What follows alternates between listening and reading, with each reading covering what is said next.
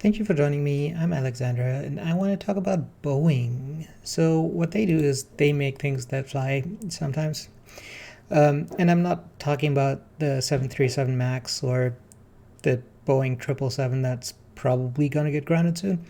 I'm mostly talking about Starliner, and it's just terribly mismanaged. But, that's not where their money comes from, so most people just ignore that. So, let's talk about planes, I guess.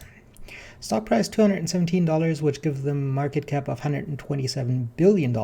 And I would expect that plus 4% to turn hugely negative tomorrow or today because they just had an engine blew up. It's a problem.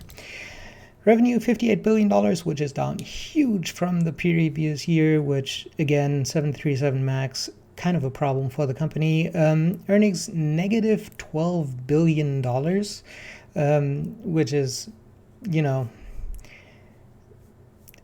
they had a profit of about $12 billion 2 years ago, so things have not been going well. So PE is negative 10, which is, again, a huge problem. Forward PE is 90, which isn't that much better. I mean, negative 10 is just terrible, obviously. Negative 1,000 is a lot better. Plus 90, not great. Not terrible, but not great. Dividend is 0. Don't expect that to change anytime soon, although maybe in 5 to 10 years it's probably going to happen, assuming they stick around, of course. Total assets $152 billion, total liabilities $170 billion, which gives them a total stockholders' equity of negative $18 billion, and that is, I think, by far the worst balance sheet I've seen. So I don't think that Boeing is ever going to go broke because they have a huge value in, other things, but obviously very concerning here.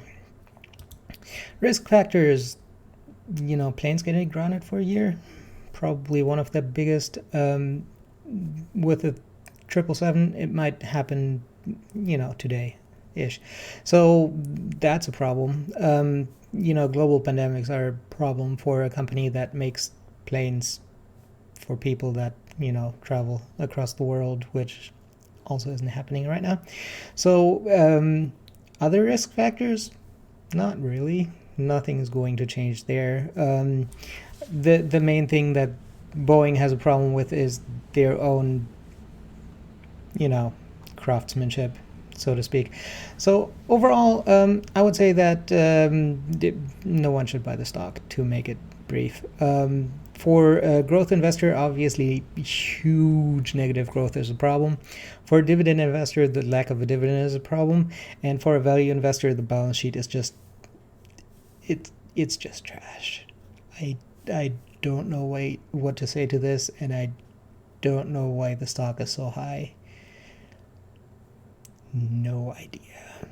So overall, I'm not buying the stock, but I don't think you should either. That's it for me for today. If you like this video, make sure to subscribe. I'm coming up with more videos every day before market open. I hope you have a successful day.